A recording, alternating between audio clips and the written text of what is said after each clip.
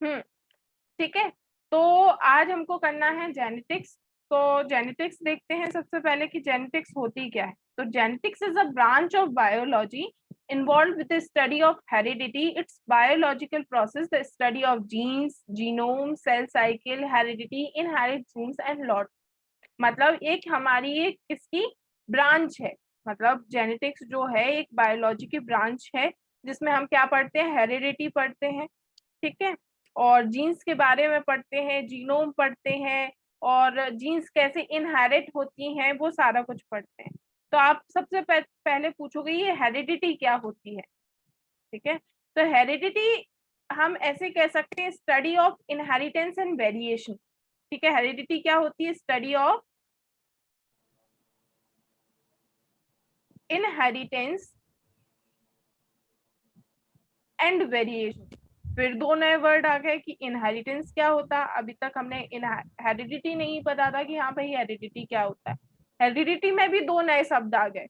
तो इनहेरिटेंस मतलब होता है जो आपने इनहेरिट किया है, मतलब जो आपसे आपके पेरेंट्स से आया है।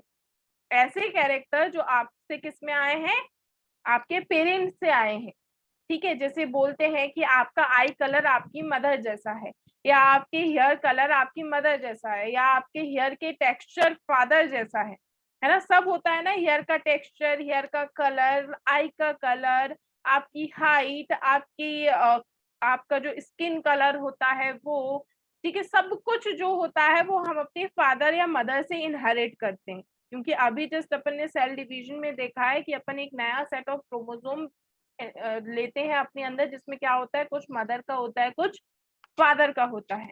तो जो हम अपने पेरेंट्स से लेते हैं हम उसको क्या बोलते हैं, इनहेरिटेंस।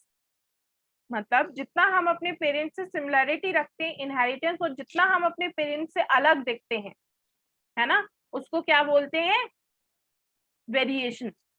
समझ रहे हो, तुम में और यस मैम। तुम्हारे मम्मी में या तुम्हारे पापा में जितनी सिमिलरिटी होगी उसकी वजह क्या होगी सिमिलरिटी की, इनहेरिटेंस, इनहेरिटेंस। है ना। और जो तुम अपने पापा से अलग दिख रहे हो, मम्मी से अलग दिख रहे हो, उसकी वजह क्या है, उसको क्या बोलते हैं, वेरिएशन। वेरिएशंस बोलते हैं, ठीक है। तो वेरिएशन, हाँ देख ये चीज हो जाती है। फिर जेनेटिक्स के बारे में बताया किसने भाई, जेनेटिक्स जैसा कुछ होता है। तो सबसे पहले हमें बताया किसने, ग्रेगोर मेंडल। मेंडल ने, ठीक है, जिसको हम फादर ऑफ मॉडर्न जेनेटिक्स भी बोलते हैं, है ना। इन्होंने ही हमें सब कुछ बताया कि हेरिडिटी, इनहेरिटेंस नाम जैसी कोई चीज होती है। मतलब हमें जो कैरेक्टर्स आते हैं वो हमारे किससे आते हैं, पेरेंट्स से आते हैं, है ना। ऐसा नहीं है कि पहले के लोगों को पता नहीं होगा कि कैरेक्टर्स किससे आते हैं, लेकिन प्रूफ कोई नहीं कर पाया, है ना। जो प्रूफ कर पाता है उसका ही नाम आता है। तो मेंडल ने क्या किया, मेंडल ने एक्सपेरिमेंट सेटअप किए, सालों साल एक्सपेरिमेंट किए, फेल हुए, फिर किए, है ना, और उन्होंने एक रिजल्ट अपने सामने रखा, ठीक है। रिजल्ट सबके सामने रखा और उससे पता चला कि हाँ भाई जेनेटिक्स जैसा कुछ होता है, कि हाँ हम में किससे चीजें आती हैं, हम में अपने पेरेंट्स से जीन्स आती हैं।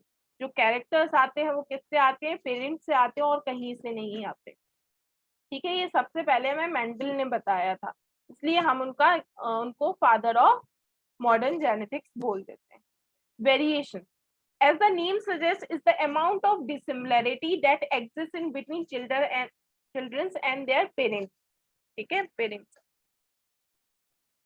चिल्ड्रन एंड देयर पेरेंट्स, मतलब जो तुम और तुम्हारे मम्मी पापा से तुम अलग दिख रहे हो उसको वेरिएशन बोल सकते हो। चाहे वो किसी भी तरीके के वेरिएशन हो, है ना, ऐसे दिखने में वेरिएशन हो, ठीक है, दिखने में तो होते ही अपन अलग दिखते हैं, ठीक है। साइटोलॉजिकल मतलब सेल्स में अपने वेरिएशन हो। फिजियोलॉजिकल मतलब जैसे देखा होगा ना कि आपके मम्मी पापा की मेटाबॉलिज्म बहुत अच्छी है, बहुत मेटाबॉलिज्म जो है बहुत अच्छी है, फास्ट है, लेकिन आपकी मेटाबॉलिज्म बहुत स्लो है। हो जाता है ना कि जैसे मम्मी पापा कैसे हैं, बड़ी अच्छे हैं, ठीक है, बिल्कुल परफेक्ट हैं, लेकिन चिल्ड्रन ओबीज हो जाते हैं। चिल्ड्रन कैसे हो जाते हैं, ओबीज हो जाते हैं, क्यों, क्योंकि उनकी मेटाबॉलिज्म स्लो है। तो ये कैसे मैम आप हुआ, क्या कह रही हैं, समझ में नहीं आ रहा। अरे भाई जैसे मैम ऐसा होता, मेटाबॉलिज्म, हाँ ओवल्स। मेटाबॉलिज्म मतलब कि आप जैसे नॉर्मल लैंग्वेज में बोले कि आप ऐसे बोलते हैं ना कि हमारा खाना देर में पचता है, या हम जितना भी खा लें ऐसे आप लोग कहते हो ना कि यार ये तो इतना सारा खाता है तो भी मोटा नहीं होता, और हम तो थोड़ा सा भी खा ले तो मोटे हो जाते हैं। यस होता मैम, है ना। मतलब मैम जो मोटे होते हैं उनका मेटाबॉलिज्म स्लो होता है। हाँ, मेटाबॉलिज्म मतलब होता है चीजों का बनना और टूटना। मतलब अपने अंदर जो भी रिएक्शन चल रही हैं, अपने अंदर जो भी रिएक्शन चल रही है, जो भी केमिकल रिएक्शन चल रही है अपने अंदर, अपन उसको मेटाबॉलिज्म बोलते हैं। क्या बोलते हैं? मेटाबॉलिज्म। मेटाबॉलिज्म। तो अगर अपनी मेटाबॉलिज्म अच्छी होगी, मतलब अपनी चीजों को तोड़ने की ताकत अच्छी होगी, तो अपन जो भी खाएंगे जल्दी जल्दी पचा लेंगे। ठीक है, जल्दी जल्दी पचा लेंगे, सबको अपन क्या कर सकते हैं, तोड़ सकते हैं। तो भाई कुछ चीज डिपॉजिट नहीं होगी, कुछ चीज डिपॉजिट नहीं होगी तो अपन मोटे नहीं होंगे। ठीक। लेकिन कुछ लोग ऐसे होते हैं कि थोड़ा सा भी खाते हैं और फिर भी मोटे हो जाते हैं। ठीक है, वो क्यों होता है? क्योंकि उनकी क्योंकि मेटाबॉलिज्म मेटाबॉलिज्म मैम होती उनका है। स्लो होता। हाँ, इसलिए होती है। तो मतलब हम बहुत तरीके से अपने पेरेंट्स से अलग भी दिखते हैं, और बहुत तरीके से अपने पेरेंट्स से सेम भी दिखते हैं, और इसकी स्टडी को हम हेरिडिटी बोलते हैं। ठीक है, इसी की स्टडी को हम हेरिडिटी बोलते हैं। और ये सब जिस साइंस में अपन पढ़ते हैं, जैसे बायोलॉजी क्या है कि जिसमें अपन लिविंग के बारे में पढ़ते हैं, बायोलॉजी वही है ना जिसमें लिविंग के बारे में पढ़ते हैं। तो जेनेटिक्स क्या है? जिसमें अपन हेरिडिटी के बारे में पढ़ते हैं। जेनेटिक्स क्या है? जिसमें अपन हेरिडिटी के बारे में पढ़ते हैं। इतना क्लियर? Yes ma'am. आगे बढ़े। Yes ma'am. किसी को कुछ समझ में यस नहीं मैम। आया तो पूछो। Okay ma'am. ठीक है ना। तो some of the major reasons that the variations are, ठीक है, अब वेरिएशन क्यों होता है, इन्होंने हमें बताया वेरिएशन क्यों होता है। तो सबसे पहला genetic and chromosomal rearrangement.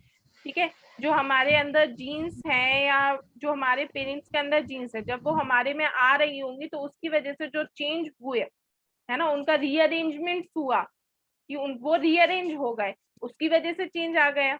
Mutated gene, वो भी चेंज होता है, म्यूटेशन भी चेंज होता है। जैसे हमने एक लेक्चर में शायद तुम्हें बताया होगा, mutation any change in the DNA sequence बताया है ना।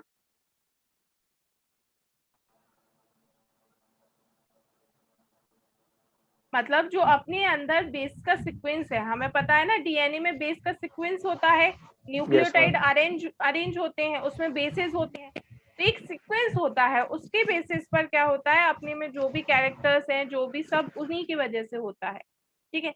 लेकिन क्या हुआ कि किसी भी वजह से चेंज आ गए, जैसे मानो कि रेप्लिकेशन हो रहा है डीएनए का, रेप्लिकेट कर रहे हैं वो, उसमें कुछ गड़बड़ी हो गई तो चेंज हो गया। या मानो आप किसी हार्मफुल रेज की एक्सपोजर में आ गए, exposure of harmful rays, ma'am replication मतलब? एक से दूसरा बनना, ओके रेप्लिकेट मैम। करना, एक से दूसरा बनाना, कॉपी करना।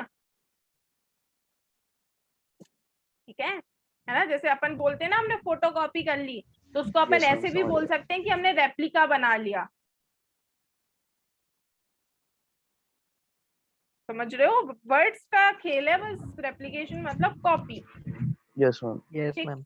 तो एक्सपोजर ऑफ हार्मफुल रेज, तो जब हम कहते हैं ना कि जैसे बोलते हैं कि भाई इन यूवी रेज के कांटेक्ट में अगर हम ऐसे आ जाते हैं, डायरेक्ट आ जाते हैं, तो हमें डीएनए में चेंजेस हो सकते हैं, हमें कैंसर हो सकता है। बोलते हैं ना कि यूवी रेज इतनी सारी हार्मफुल होती हैं कि हमको कैंसर हो सकता है। Yes ma'am. तो ये कैंसर कैसे हो सकता है? ये कैंसर हो सकता है म्यूटेशन से। हमारे डीएनए में चेंज आ जाएगा जिसकी वजह से हमें कैंसर हो जाएगा। तो उसकी वजह से भी चेंजेस आते हैं। तो मतलब किसी भी वजह से अगर हमारे डीएनए में चेंज आ जाए तो हमको उसको म्यूटेशन बोल देते हैं, है ना। म्यूटेशन का हमने तुम्हें सबसे अच्छे एग्जाम्पल बताए थे, जैसे मार्वल्स की जितनी मूवीज होती हैं, मार्वल स्टूडियोज की जितनी मूवीज होती हैं, जैसे एवेंजर्स हो गई और भी जो सारे होते हैं, ठीक है, उसमें तुमने देखा होगा हर एक इंसान के पास अपनी अपनी एक अलग तरीका होता है, अपनी कैपेबिलिटी होती है ना। अपनी कैपेबिलिटी होती है कि वो किसी चीज को ज्यादा टॉलरेट कर सकता है, किसी चीज में स्पेशल एबिलिटी रखता है। तो तुमने उसकी मूवीज में देखा होगा कहीं ना कहीं वो डीएनए से जोड़ते हैं, क्योंकि वो चेंजेस जो आ सकते हैं वो सिर्फ डीएनए से ही चेंजेस आ सकते हैं। भले ही उसमें वो चेंजेस बहुत बड़े बता देते हैं हमको कि भाई ऐसा भी हो सकता है मे बी, ठीक है, लेकिन अभी तक अपन ने मतलब रियलिटी में ऐसा कुछ नहीं देखा। म्यूटेशन होते हैं, लेकिन इतने भयंकर वाले म्यूटेशन जैसे एवेंजर्स में दिखाते हैं अपन को, ऐसे म्यूटेशन नहीं हमने देखे रियलिटी में, है ना। छोटे मोटे म्यूटेशन हो जाते हैं। छोटे मोटे म्यूटेशन कैसे कि कोई बेबी हुआ जिसके हाथ पैर ही नहीं है, होते हैं ना ऐसे, तुमने देखा होगा कुछ लोग होते हैं जिसके जन्म से ही हाथ पैर नहीं होते हैं, पैदा हुए हैं वो बिना हाथ पैर के पैदा हुए हैं, ठीक है। वो भी किसकी वजह से होता है? म्यूटेशन की वजह से होता है, कि मैम मतलब ऐसा भी होता है? हाँ ऐसा भी होता है ना। ये चीजें कब होती हैं? जब बोलते हैं ना, जब फीमेल प्रेग्नेंट होती है तो वो कोई भी दवाई नहीं खा सकती। जब फीमेल प्रेग्नेंट होती है तो वो ऐसा नहीं होता कि जैसे अभी अपन लोगों को फीवर आता है तो अपन ने ली कोई भी दवाई, पैरासीटामोल ले ली और खा लिया, है ना, गए मार्केट से कोई भी दवाई ले ली, खा ली अपन ने छोटी मोटी के लिए। लेकिन प्रेग्नेंट फीमेल्स जो होती है वो कोई भी दवाई नहीं खा सकती है, ठीक। वो उनके लिए प्रॉपर जो होता है, प्रॉपर उनको मेडिकेशन दिया जाता है कि वो जिसकी वजह से क्या हो, कुछ गड़बड़ ना हो। क्योंकि अगर वो कोई भी दवाई खा लेगी तो उनकी डीएनए में जो उसका फीटस का डीएनए है उसमें चेंजेस आते हैं, और तभी ऐसे केसेस देखने को मिलते हैं जिसमें बच्चे के हाथ पैर नहीं होते हैं, बच्चे के हाथ पैर नहीं होते हैं, ठीक है। तो ऐसा हो जाता है, ठीक है। और लास्ट आता है क्रॉसिंग ओवर, जो कि अभी अपन ने जस्ट देखा है। क्रॉसिंग ओवर की वजह से चेंज हो रहा था ना डीएनए, तभी तो अपन लोग अपने मम्मी पापा से अलग दिखते हैं, दोनों के मिक्सचर दिखते हैं, दोनों जैसे दिखते हैं, है ना। Yes ma'am. क्यों? क्योंकि हमने बताया था ना, जैसे ये सेगमेंट, जैसे ये है हमारा फादर का क्रोमोसोम, ठीक है, तो इसमें इतना हमारा क्रॉसिंग ओवर के बाद क्या हो जाता है, मदर का क्रोमोसोम आ जाता है, एक्सचेंज हो जाता है। एक्सचेंज हो जाता है, जिसकी वजह से हम ऐसे दिखने लगते हैं, है ना, दोनों के जैसे दिखने लगते हैं। कि मानो हमारे पास आई कलर आया हमारा फादर से, और हमारा हेयर टेक्सचर है, हेयर टेक्सचर मतलब कि हमारे बेबी हैं या बिल्कुल एकदम स्ट्रेट हैं या कर्ल है, कैसा टेक्सचर है ना, उसके बेसिस पर किससे आया हमारा, वो मदर से आया, ठीक है, ऐसा कुछ, ठीक। ये क्रॉसिंग ओवर की वजह से होता है। तो कौन कौन से रीजन होते हैं भाई अपने? एक तो क्रोमोसोमल रीअरेंजमेंट, कि क्रोमोसोम का रीअरेंजमेंट हो जाए, म्यूटेशन जो अभी बताया डीएनए के सीक्वेंस में चेंज हो जाए, कोई थोड़ा सा भी चेंज हो जाए, हल्का फुल्का भी चेंज हो जाए डीएनए की, इसकी वजह से डिसीजेस भी होती हैं, पता, म्यूटेशन की वजह से डिसीज भी होती है। तो वो भी डिसीज अपन पढ़ेंगे इस चैप्टर के लास्ट में, है ना। जैसे कि तुम लोगों ने डिसीज सुनी होगी कलर ब्लाइंडनेस, सुना है colour blindness? Yes ma'am, yes ma'am. Yes क्या मैम। होता है? पता नहीं मैम, नाम सुना है। अंधेरा अंधेरा हाँ, कोई बता रहा था। तो अंधेरा अंधेरा तो लगता है। कलर ब्लाइंडनेस मतलब होता है कि आपको ना कलर में डिफरेंशिएशन नहीं कर पाते हो, आप कलर नहीं बता सकते हो कि ये लाल है, कि ये पीला है, कि हाँ ये हाँ हरा यस है, मैम। इसमें वो है ब्लैक ना। एंड व्हाइट जैसा। हाँ, तो उसको कलर ब्लाइंडनेस बोलते हैं। उसकी भी बहुत कैटेगरी होती है, किसी को बिल्कुल ही ब्लैक एंड व्हाइट दिखता है, किसी को थोड़े बहुत कलर दिख जाते हैं, पूरे कलर नहीं दिखते हैं, किसी को कलर तो दिख जाते हैं लेकिन समझ में नहीं आता है, डिफरेंस नहीं कर पाते हैं कौन सा क्या है ना। तो कलर ब्लाइंडनेस भी अपना जेनेटिक डिसऑर्डर होता है, ठीक है ना। और हीमोफीलिया सुना होगा, यस मैम। मैम है ना।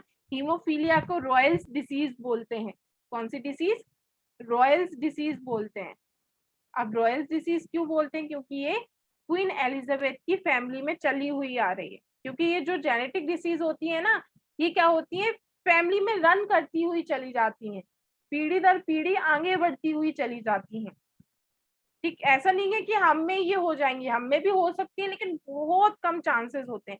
लेकिन अगर हमारे एंसेस्टर्स में होगी, मतलब हमारे अगर दादी में होगी, दादा में होगी, तो जरूर हम में पास हो सकती है ना, मम्मी में होगी, पापा में होगी, तो पास हो सकती है, ठीक है। और अगर अगर नया कहो तो बहुत ही रेयर चांसेस होते हैं।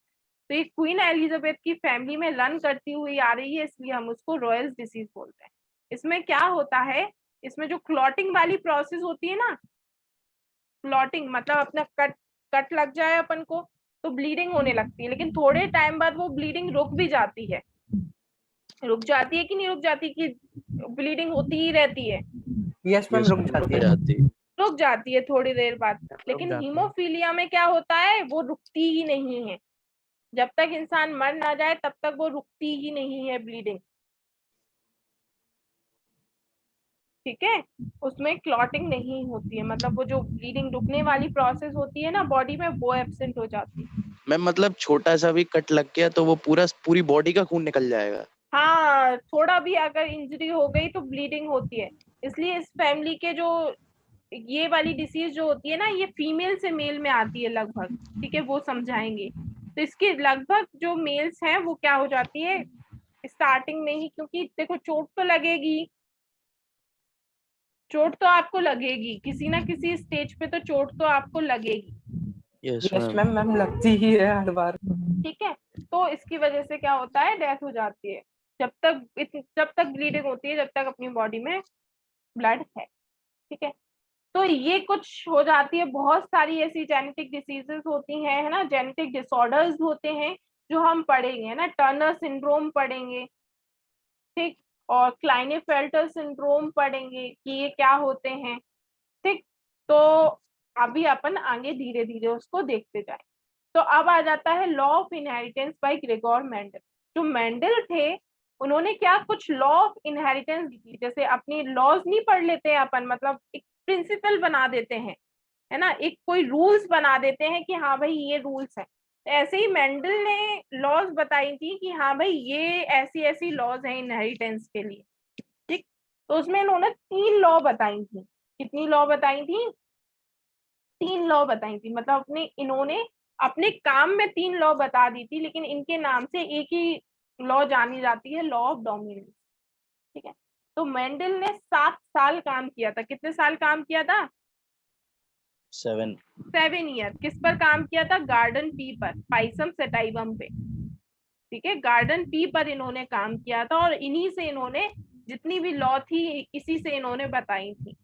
ठीक है, इसी गार्डन पी से इन्होंने पूरा इस पे एक्सपेरिमेंट किया था 7 साल तक, तब इन्होंने 3 लॉ बताई थी। ठीक है, 3 लॉ में से भी ये जो पहली लॉ होती है लॉ ऑफ डोमिनेंस, है ना, ये सच में इन्होंने बताई थी, बाकी इन्होंने अपने काम में बता दिया था। लेकिन उस टाइम पे हुआ क्या, जब इन्होंने ये सारा इन्होंने जब काम किया था, ठीक है, जब इन्होंने इतना सारा कुछ काम किया था, तो लोग इनके काम को पहचान नहीं पाए। क्यों पहचान नहीं पाए? एक तो इन्होंने मैथ्स यूज कर दी। क्या यूज कर दी? मैथ्स। बायो में मैथ्स यूज करना बहुत बड़ी बात मतलब अब जो बायोलॉजिस्ट है वो कैसे समझ पाएंगे? भले ही तुम्हें मैथ्स आती है तो तुमने मैथ्स यूज कर दी, तुम्हें मैथ्स यूज आती है तो तुमने मैथ यूज कर दी। हम तो बायो पढ़ने वाले हैं, हमें नहीं आती है मैथ, हम कैसे समझ ले उसको? तो उस टाइम के जितने बायोलॉजिस्ट हुआ करते थे, मतलब ऐसा हुआ करता था कि जैसे तुमने कोई डिस्कवरी की, जैसे उस टाइम का मानो आदित्य है, ठीक है, उस टाइम का आदित्य है, उस आदित्य ने क्या किया, कुछ चीज डिस्कवर की। ठीक, इसने डिस्कवर करके प्रूव करके अपनी थ्योरी क्या की, एक पब्लिश करा दी। ठीक है, किसी पब्लिकेशन में जाके पब्लिश करा दी, और एक लाइब्रेरी हुआ करती थी वहां पे वो रख दी। अब बायोलॉजिस्ट क्या होंगे, जितने भी वो उस फील्ड में काम करते होंगे वो आएंगे कि किसने क्या नई डिस्कवरी की, या जो हम कर रहे हैं वो कोई और तो नहीं कर रहा है ना। तो ऐसे आएंगे, वो पढ़ेंगे, है ना, तब लोग पहचानते थे उनका काम। तो इनने भी यही किया, इन्होंने क्या किया, अपना काम पब्लिश कराया, पब्लिश करा के क्या लाइब्रेरी में रखवा दिया। लेकिन लोगों को इनकी जो थ्योरी थी समझ में नहीं आई कि इन्होंने कैसे प्रूव किया। क्यों? क्योंकि मैथ्स यूज की थी इन्होंने, तो लोगों को समझ में नहीं आई, तो इतना नाम उनको मिला नहीं। और उसी टाइम पे काम कर रहे थे डार्विन। डार्विन का नाम सबने सुना होगा। No ma'am. ठीक है, तो डार्विन इवोल्यूशन के बारे में बता रहे थे कि हम लोग इंसान बने तो बने कैसे। एवोल्यूशन के बारे में बता रहे थे कि कभी हम ये हुआ करते थे, कभी हम ये हुआ करते थे, फिर धीरे धीरे हजारों लाखों साल बाद हम फिर ऐसे हुए, फिर ऐसे हुए, फिर ऐसे हुए। एवोल्यूशन के बारे में बता रहे थे। तो ऑब्वियस सी बात है तुम्हारे पास दो टॉपिक होंगे, एक इनहेरिटेंस और एक होगा इवोल्यूशन, कि तुम भाई आए कहाँ से हो, है ना। तुम कभी बर्ड हुआ करते थे, तुम कभी चिड़िया हुआ करते थे, कभी रेप्टाइल हुआ करते थे, फिर तुम में ऐसा हुआ। तो इंटरेस्टिंग टॉपिक कौन सा है? डार्विन का, है कि नहीं? ठीक है, यस मैम, तो यस मैम। लोग उनकी साइड ज्यादा खिंच गए और इनके वर्ड, इनके काम को उतना रिकॉग्निशन नहीं मिला। ठीक है, इनके काम को इतना रिकॉग्निशन नहीं मिला। इनके काम को रिकॉग्निशन कब मिला? जब इनकी डेथ हो गई। इनकी डेथ हो गई और इनकी पब्लिकेशन हो, मतलब पब्लिश हो ही गए थे इनके पेपर। तो 3 साइंटिस्ट अपनी जगह जगह रह के इनके वर्क पे, जो इनका वर्क है उस पे क्या कर रहे थे, काम कर रहे थे, और उसको ऐसे फॉर्म में कन्वर्ट करने की कोशिश कर रहे थे कि जो लोगों को समझ में आए। तो क्या हुआ, तीनों साइंटिस्ट ने लगभग सेम टाइम पे लॉ दे दी। ठीक है, कि ये 3 लॉ है, ये मेंडल ने दी हुई थी, तब लोगों ने पहचाना। और जब इनके मरने के बाद इनको टाइटल मिला था फादर ऑफ जेनेटिक्स, इनके मरने के बाद मिला था, जब ये मर चुके थे तब इनको टाइटल मिला था फादर ऑफ जेनेटिक्स। ठीक है, वो भी 3 साइंटिस्ट की वजह से, कि उनने इनके काम को अच्छा किया, इनके काम को और इलेबरेट करके फिर लाए, फिर प्रेजेंट किया और बताया ये काम किसका है। भाई ये काम ग्रेगोर मेंडल का है ये काम। बस हम लोगों ने इसको एक्सप्लेन किया है, इसको प्रूव किया है, इसको एक इलेबरेट फॉर्म में समझने लायक बनाया है, तब इनको टाइटल मिला फादर ऑफ जेनेटिक्स का। ठीक है, काम लेकिन पूरा मेंडल ने ही किया था। ठीक है, किस पर किया था? Garden pea. गार्डन पी, पाइसम सटाइबम पे किया था। कितने साल तक किया था? 7 years। 7 ईयर्स तक किया था। और पाइसम सटाइबम में इनने 7 कैरेक्टर चूज किए थे। कितने कैरेक्टर चूज किए थे? 7। 7 कैरेक्टर चूज किए थे। वो भी हम याद करेंगे और बहुत इंपॉर्टेंट है याद करना। वो 7 कैरेक्टर्स जो हैं वो याद करना बहुत इंपॉर्टेंट है। ठीक है, अभी तक जो इम्पोर्टेंट है वो क्या, 7 साल एक्सपेरिमेंट किया था, गार्डन पी पर किया था। ठीक है, आगे बढ़े हम इस पे। Yes ma'am. यस। ठीक है, अब ये मेंडल ने गार्डन पी ही क्यों सिलेक्ट की थी? मेंडल ने कोई और प्लांट भी तो सिलेक्ट कर सकते थे, गार्डन पी ही क्यों सिलेक्ट की इन्होंने? क्यों? क्योंकि गार्डन पी आराम से ग्रो कर सकती, इजिली ग्रो और इजिली मेंटेन, मतलब मेंटेनेंस भी आराम से हो सकता है और ग्रो भी आराम से कर सकती है, उतनी मेहनत नहीं लगती है हमें ग्रो कराने में। दूसरा reason, they are naturally self pollinating. Self pollinating होती है मतलब खुद से पॉलिनेशन कर लेती है। पॉलिनेशन मतलब पता है ना? Yes ma'am. है ना, transfer of pollen grain from stigma to anther. ठीक है, तो इनका सेल्फ पॉलिनेशन हो जाता था, खुद से पॉलिनेशन कर लेते थे। ठीक है, और इसके साथ साथ अगर हमें क्रॉस पॉलिनेशन कराना हुआ तो क्रॉस पॉलिनेशन भी करा सकते हैं। ठीक, और एडवांटेज भाई, सेल्फ पॉलिनेशन तो वो कर ही रहा है खुद से, और अगर हमें कराना हुआ तो हम भी करा सकते हैं। ठीक है भाई, it is an annual plant, many generation can be studied with in a short period of time. कैसा प्लांट है ये? एनुअल प्लांट है, मतलब साल भर का होता है, मतलब शॉर्ट पीरियड है इसका। ठीक है, साल भर में तुम बीज भी लगा दोगे, बड़ा भी हो जाएगा, फ्रूट्स भी आ जाएंगे और फ्लावर्स भी आ जाएंगे, फिर उसके बाद सीड भी आ जाएंगे। सब कुछ साल भर में हो जाएगा, सब कुछ साल भर में हो जाएगा। तो टाइम भी ज्यादा कंज्यूमिंग नहीं है। ठीक है, जैसे हम सीड लगाएंगे तो हम देखेंगे कि प्लांट आ कैसा रहा है, उसके फूल कैसे आ रहे हैं, फिर वो कैसे क्या कर रहा है। तो अगर कोई ऐसा होता जो 7 साल में ये करता, 7 साल वाला अगर ये प्लांट चूज करते तो बहुत लेंथी प्रोसेस नहीं हो जाती, बहुत सालों साल नहीं लग जाते इनको। लेकिन इनने प्लांट ही ऐसा चूज किया जो 1 साल में सब कुछ अपना कर लेता है। 1 साल में सीड से वो बड़ा भी हो जाता है, फ्लावरिंग भी दे देता है, सीड भी दे देता है। लो भाई, अब और क्या लोगे। ठीक, और इसके पास कैसे थे, कॉन्ट्रास्टिंग कैरेक्टर, एकदम हटके थे। अगर एक पी कैरेक्टर टॉल है, एक पी का प्लांट लंबा है, तो एक पी का प्लांट कैसा होता है, ड्वार्फ, छोटा सा होता है। अगर एक पी के प्लांट पे पर्पल फूल है तो दूसरे पी के प्लांट पे कैसा होगा, व्हाइट, बिल्कुल एकदम हटके। बीच का कोई है ही नहीं, बीच का कोई कैरेक्टर है ही नहीं, बिल्कुल एकदम कैरेक्टर हटके कैरेक्टर होते हैं, है ना। एक बिल्कुल हाई वाला होगा तो एक बिल्कुल लो वाला होगा, समझ रहे हो, इसलिए इन्होंने पी प्लांट चूज किया था। आया भाई तुम लोगों को समझ में कि नहीं आया? Yes ma'am. पक्का पक्का? Yes ma'am.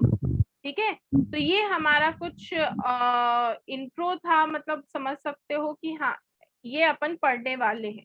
ठीक है, आगे जाके ये थोड़ा और अपन इसमें इलैबोरेट करेंगे कि लॉ क्या थी और कैसे इन्होंने पता किया था कि भाई कौन सा प्लांट टॉल होगा, कौन सा प्लांट डार्क होगा, किस प्लांट में पर्पल फूल आएंगे, किस में वाइट आएंगे, तो वो सब हम आगे पढ़ेंगे नेक्स्ट लेक्चर। तो कल का होमवर्क तुम लोगों का क्या है? मियोसिस बनाना है तुम लोगों को। क्या बनाना है? मियोसिस का डायग्राम बनाना है, बस लिखना नहीं है। क्या बनाना है? Diagram of meiosis. तो मियोसिस फर्स्ट भी और दोनों मियोसिस phase- सेकंड भी, ओके मैम। ठीक है ना। लिखना नहीं है, बस डायग्राम बनाना है प्रॉपर क्लियर। ठीक, चलो भागो। Okay ma'am. Thank you ma'am. Welcome. Thank you ma'am. Welcome.